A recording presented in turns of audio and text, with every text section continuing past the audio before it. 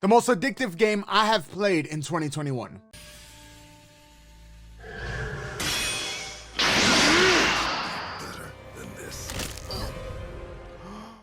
What up, everybody? Welcome to the channel. I am your host, Mike Fury, and I make informative videos just like this one. So please hit the subscribe button, hit the notification bell so you don't miss out on any future content. And welcome to my fast review for Dysmantle. Dysmantle is a post-apocalyptic action-adventure game with a focus on survival. You come out of this shelter with one thing in mind: leave this godforsaken island. But to do so, you must find the necessary tools to achieve this.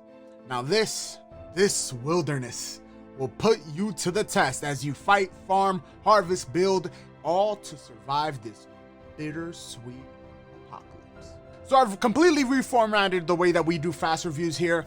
I am going to do low points, mid points, and high points. In other words, what I disliked, what I kind of liked, and what I believe is awesome about the game. So let's get right into it. Today we are going to go low, mid, and high. Now to get started off with lows, sonically, Dysmantle's not gonna wow anybody at all. Like, when it comes to special effects, when it comes to the soundtrack, it all just works. Kind of like, you know, Fallout 76, but not in that way.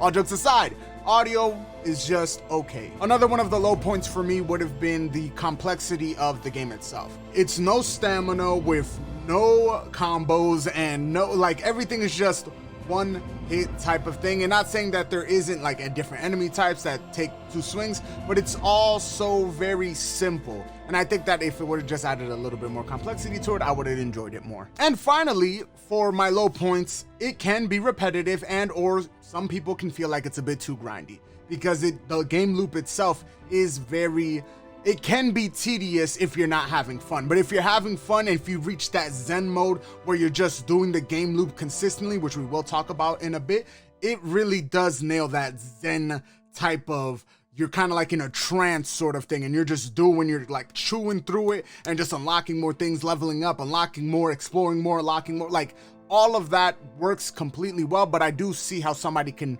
feel like it's a little bit too grindy and it's a bit too repetitive. Let's talk about the midpoints. The story itself, it's cool. This island shrouded in mystery, a lone survivor looking to escape it. It's not unique and it's not amazing, but it does help push the game forward. I found that enjoyable. Another one of the midpoints for me would be the no hand-holding and how organized it is. So there is no hand-holding. It doesn't tell you how to do anything. It doesn't tell you where the materials are. It doesn't tell me which materials you have to get. It's all done by experimentation on your behalf. So there's no hand-holding, but it is helpful because everything is so organized. It's not a bloody mess. It's not all over the place. And along with that no hand-holding, you go with the 99% of the world is breakable.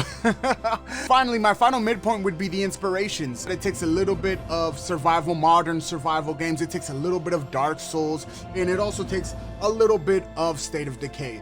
And all of these inspirations, it kind of creates its own identity because none of those games have a completely breakable world. This game has a completely breakable world, and it has little elements. For example, for Dark Souls, it has the fact that if you go to the camp, all enemies will respawn unless you have a specific upgrade, which I will not disclose because I want you guys to go ahead and figure it out yourselves. It is awesome in those little cases where it just borrows just a little bit. So I found that extremely enjoyable, that the developers knew not to take too much of it so it doesn't garner comparisons towards those types of games and those types of genres, and basically created its own identity. I love it. Now let's talk about the highs, because there's a lot of them. Optimization. Clean, no frames dropped, no stuttering, no falling through the world, none of that. It was all clean in pristine condition at launch. Fast load times and extremely polished. I absolutely love this. Let's continue on. This map is absolutely enormous. It is huge. It's insane how big. Like, I was not expecting. I was like, oh, this map is gonna be, you know, serviceable. It's gonna be kind of, you know, it's gonna be a cool size. When that bad boy zoomed out, I was like, holy crap, is this map big? On we go. The progression system. It's awesome. It's a great combination of exploration, perks, and craftable items. And everything is so purposeful. I mentioned this earlier. Every single little material doesn't outweigh the other. Everything is completely useful. And finally, I saved the best for last.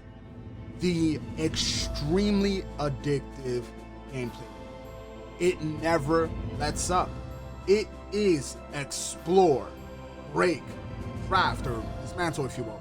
Craft, fight, explore, dismantle, craft, fight. It is extremely addictive. Then add to that the little puzzles, the different types of gears that you can find, the timed chests to solve, and the obelisk challenges. I love this loop. I'll tell you guys this is a quick little tidbit. I've picked up this game twice to play it, twice. And I already got over 10 hours in. Just twice. Over 10 hours already. Every single time I've played it for more than 5 hours. Because it's hard to put down, I promise you. But yeah, the gameplay loop is absolutely spectacular. In conclusion, Dysmantle is a gem of a game, especially for the asking price. It may not be the best sounding game or the prettiest looking game, but it overcomes that with extreme polish and an addictive gameplay loop. The final score for Dysmantle is a 8 out of 10.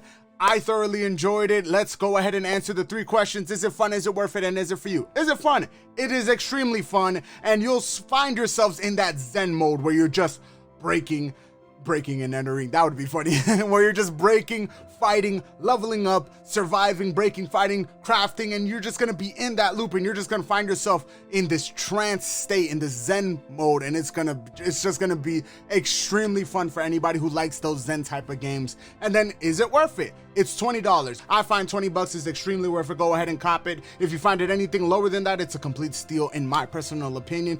Like I said, that map is enormous. And everything is so cool, like the old ones and the mysteries and a meteorite that happened. Like, there's so many little things, and I don't want to spoil anything for you guys. And then finally, is it for you? If you like games, if you like survival games, that's going to be the main point. If you like survival games, if you like post-apocalyptic adventures, if you want something simplistic, if you don't have the best rig, this looks like it could run on a toaster. Like, legit, it looks like it could run on any type. Like, if you put it on mobile, it might be great on mobile too. I'm pretty sure that it could run on any type of iPhone. So definitely, if you guys like RPGs or action adventure games with light RPG elements, some crafting, and if you like breaking stuff, this is the game for you. And that is it for today, guys. Thank you guys for watching. If you guys enjoyed the video, please hit the like button. If you're new here and you want to see more videos like this, hit the subscribe button and make sure to share the video. If you are going to buy anything on Amazon, make sure to use my link down in the description below. It helps support the channel, and it costs you absolutely nothing. But anyways, you can follow me on Instagram, Twitter, Facebook. Links are down in the description below, along with my Patreon. Do consider supporting me there. $1 a day keeps the landlord away. I'm your host, Mike Fury. It's been a complete pleasure. Until next time, Mike, off.